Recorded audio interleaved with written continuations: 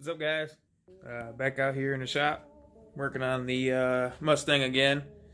Uh, what happened was the other night I went to put in the drive shaft, right? And as soon as I was starting to bolt it up to the rear differential, I noticed the pinion was super loose. There was a lot of slop in the pinion. So I know something wasn't right. It looked like somebody went in there and tried to put a new pinion seal in it, and either didn't tighten up the pinion nut enough, or they went too far and crushed the cross sleeve, too far, and just said screw it, threw it together. But the rear differential was leaking. The pinion was sloppy as all heck. So show you here, we took down. So I took down the differential, pulled out the ring and pinion and the axles and all that stuff, and the inner pinion bearing was pretty jacked up. Ton of metal in that differential fluid. There was it was smoked. I didn't drive this car very much before I pulled the engine out of it. I probably owned it less than a week, and drove it only maybe once or twice for a few miles.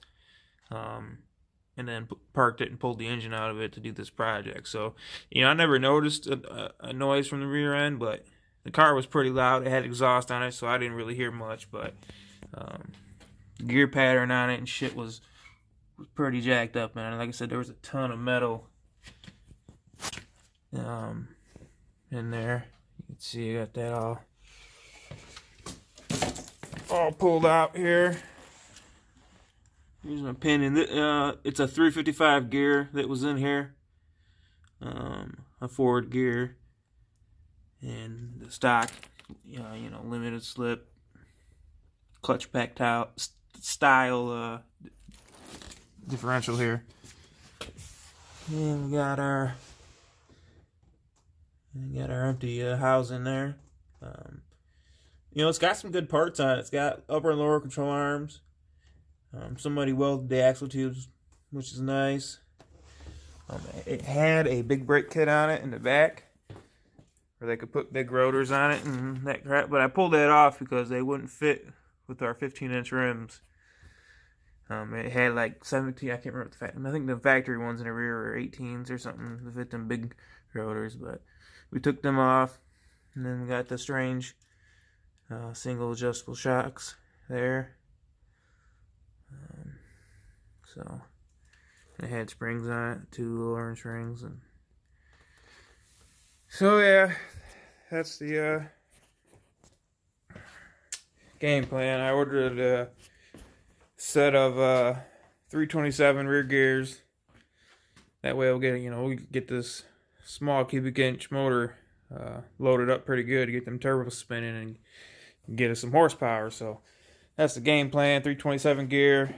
We're probably going to go with a spool, possibly some type of locker, maybe a true track or a Detroit lock or something like that. We haven't decided what to figure that out.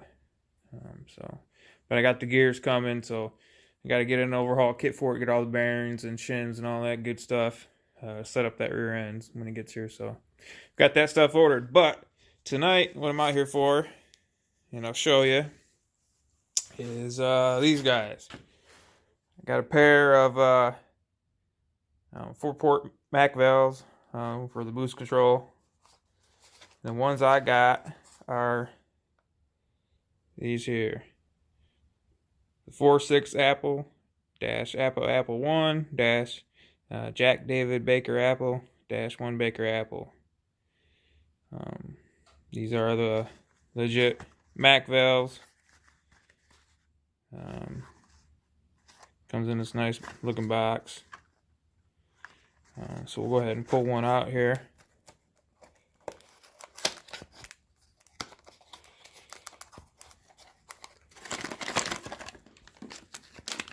These most of them they don't come from Mac with these fittings, but a lot of places that you'll buy them from will include the fittings. If you look for that type of ad. I got this off eBay. I think I paid roughly $46 a piece, shipped to my door.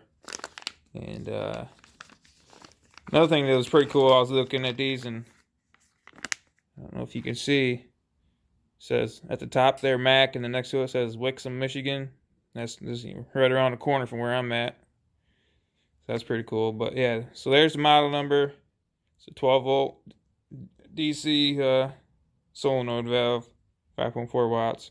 Does vacuum to 100 psi. So it's got a little diagram there. If you look, a little diagram there, it says A, B, EX for exhaust, and then IN for intake.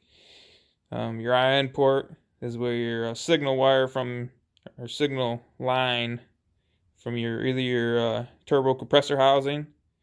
That's where a lot of people, if you got a drilled and tapped compressor housing, that's where you're gonna go from that to the IN port on this, the intake port. And then if you got an external wastegate, 2-port external wastegate, A, it's at the top of the valve there. A is gonna go to the top of the wastegate. B is gonna go to the bottom port on the wastegate, and then the wiring to wire it in electrically. Polarity doesn't matter on a solenoid valve, so you can hook it up either way. You need 12 volts DC positive, and then the other wire is going to go to whatever you got controlling this valve. If you got a boost controller, if you got, like me, I'm running megasquirt, so I'm going to run it to my megasquirt wire, my boost wire. Honda stuff, you can Honda stuff. You have to look up the exact wire you need to run to, but you get the idea. And also, these valves, man, you can get valves, 4-port, boost control solenoids from like AEM, Honda, etc., all the big name companies, and you're gonna pay $100 or more for this exact same valve. All they do, get this valve, take this sticker off, put their sticker on it, and sell it to you for twice the money. Go on Amazon, go on eBay. Do a little searching, and you'll find yourself that exact same valve for half the money. I got 2 for the price of what they would charge for one of these. So, and I got fittings with it, which they probably include fittings in theirs too. But you get the point. So, do a little shopping, a little research, and you'll see that these are the exact valves that they're using. So, got them. We will take them, find a place to mount, one on each side. And get it wired in, get the vacuum ran to the wastegates, and then we'll be good to go. So let's go ahead and get that started.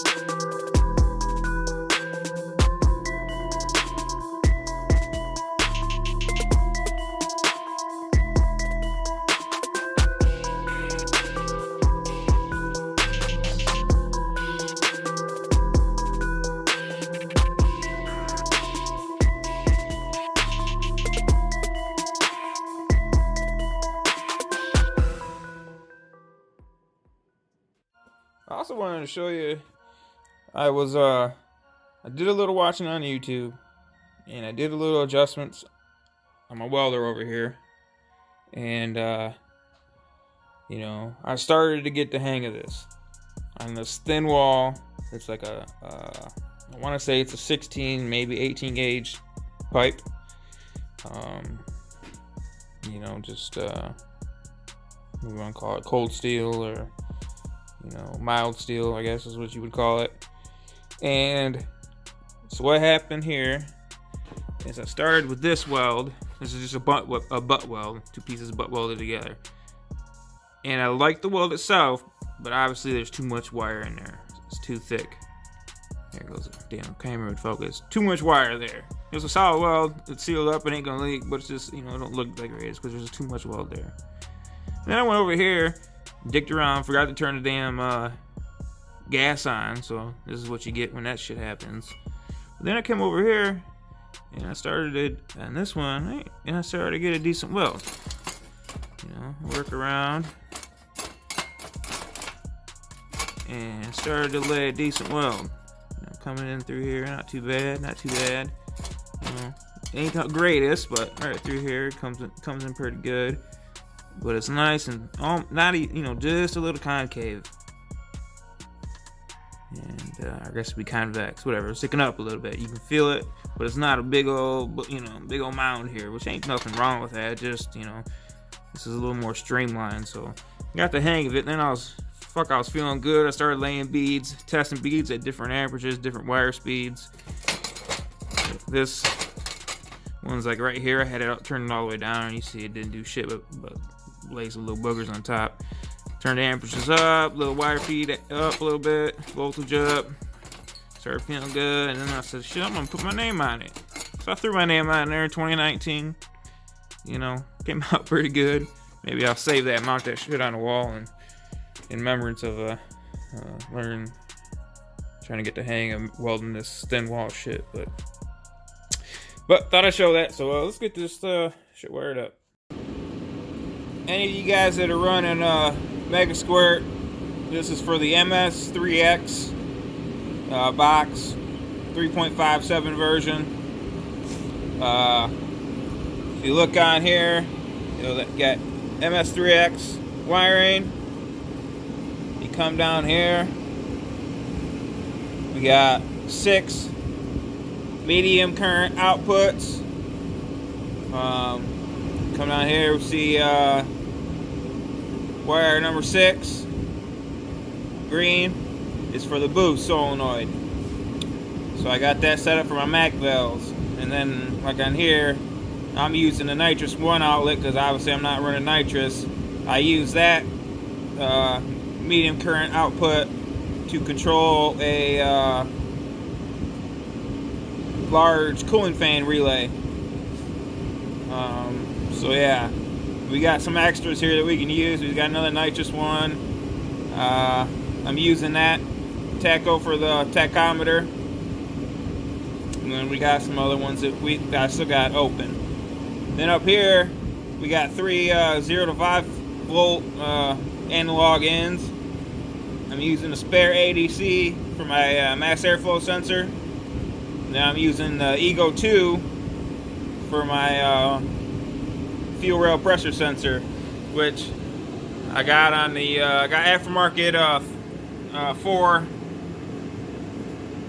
rails, and I got a factory Ford fuel rail pressure sensor on there wired in, so I'll be able to monitor rail pressure with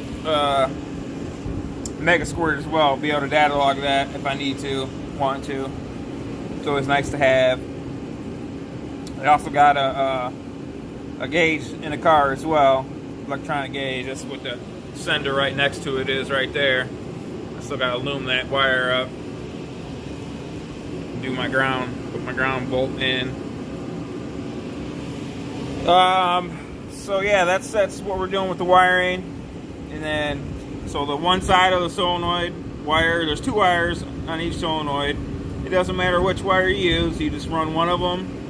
So I'll splice the 2 together, you know, there's 2 solenoids, I'll splice 2 of the wires together and run them to the number 6 green wire here, the boost wire, and then the other wire on each one will just run to a 12 volt positive power source, which I'll probably over here. I got my fuse block here. I'll probably wire it in there and get power from there, and that way it's fused. And if they ever freak out, I got a fuse protection. So I'll probably just go ahead and do that. And let's see here where I got it. I don't remember what I did with it. Oh, right here. I bought a roll of vacuum line, the wrong size, of course. But thankfully, I got some Chinese line here. It's actually for their push connect and fittings, and it wasn't worth the shit. The fittings were junk. The lines didn't really want to fit them, no matter how much I heated them to try to get them to slide over. So I'm actually using it on the for the vacuum line, basically on the wastegates. I got that line running up through the hole, coming out right here, and I'm going to mount them right here on the shock tower, and then I'll trim these up, run them through the solenoid, and then I already got my green boost control solenoid wire here. And if you get these, I got the megasquirt and the a pre-made harness from oh, what the hell's their name? Oh, DIY Auto Tune. And I got the whole setup through them, and a universal harness that I had to.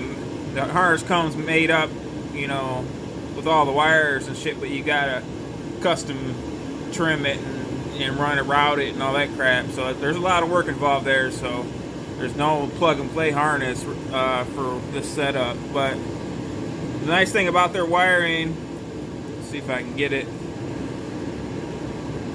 is you'll see all their wiring is color coded, and on the wire itself it tells you what it is. You see here it says boost control, and then it tells you this is the MS3X harness, and it says -6, which the number is the wire number. So that's the MS3X harness, the number 6 wire. And then it's just like what I said on, you go to your diagram and you go boom, green wire, number 6, boost control. That's the wire you need. So I'm gonna run that wire, tie it into one wire on each solenoid valve, run the other 2 to 12 volt power, and we are rocking and rolling. So I'm gonna get that, I went and picked up some hardware. For one, I got some a box of 10 clamps, hose clamps to hold these the vacuum line on. They're on there pretty snug, but I don't want them to come off. So these will go down to I think 3/16, so they'll do fine. And I think about 1/4 inch is the size of that line now, so these will fit good. Got 10 of them. Should do all the hoses that I need for that. And then I had to get let's see here, on these solenoids. See, there's come on, focus, there we go. There's a hole there and a hole there for mounting, and a pretty thick wire thickness, so you gotta get a pretty good size bolt lengthwise. So what I did, I went to the hardware and found these. These are like an M4, if I remember right, by like 40 millimeter or 35, can't remember. But basically it's gonna go, once the nut's not on there, but it'll sit flush down, go through, come out the back, and I'll drill a hole 2 holes in that shock tower and mount them in there. The nuts will go on the inside of the shock tower, and I can reach in there and just put the lock washers and the nut on there and tighten that down, and that'll be mounted. I'd like, if I had a little piece of aluminum or something, I would make a little bracket, but I don't have any. All I got metal wise left is this 1/4 inch flat stock. I ain't trying to do that for that little bit of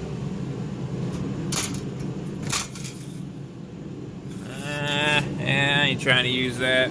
I'll just bolt it directly to it and it'll be good to go. So alright, let's get that mounted up, and we'll get it wired in as well. Alright, I'm going to take this charge pipe out of the way so I can get this Mac valve mounted.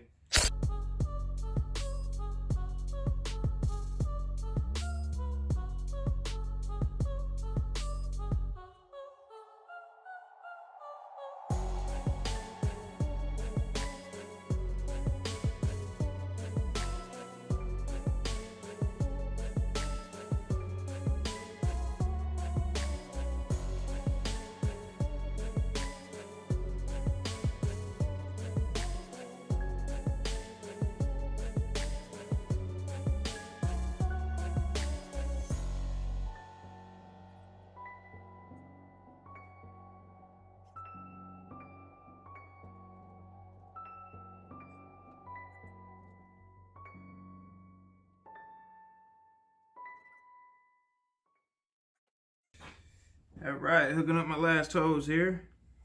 This is coming from my source. That goes on the intake port. Better put my clamp on there.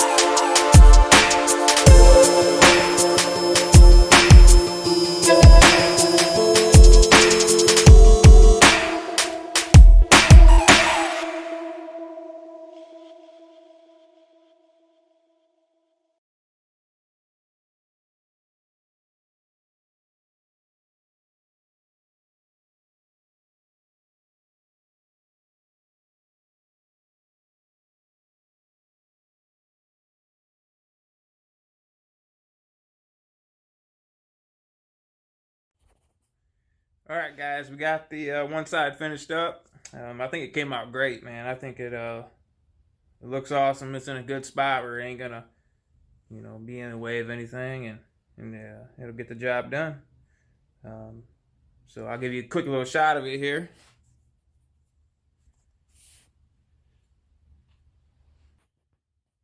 There, you see it right there. All plumbed up. I got the one wire here tucked in the loom. I got to get that taped up a little bit and get it routed a little nicer than that. But in this one, I still got to run the 12 volts to it, but that's simple to do. I'll do that later. But I'm finished up for now, and I'm gonna end this video here. It's already probably gonna be pretty long, so. But so, like I said, anybody that's got a 4-port max solenoid valve for the control and boost for your controller. Top port, port A, goes to the top of the wastegate. The bottom port here, port B, goes to the bottom of the wastegate. If you have an external 2-port wastegate. Top hose, port A, top of the wastegate. Port B, bottom. And then this top one here is just an exhaust for the valve. So just put the exhaust vent in there. And then this bottom one is your intake or your source. And that's coming from either your compressor cover on your turbo, if it's already drilled and tapped with a fitting in it, you can tie in there, or you can go on the intake, get your boost source there. So either one works. People go back and forth. Some say you gotta have it on a compressor cover, some say you're better off having it on the intake, so the wastegate or the solenoid actually sees the actual boost that the engine's getting, because you got pressure drop across the intercooler especially.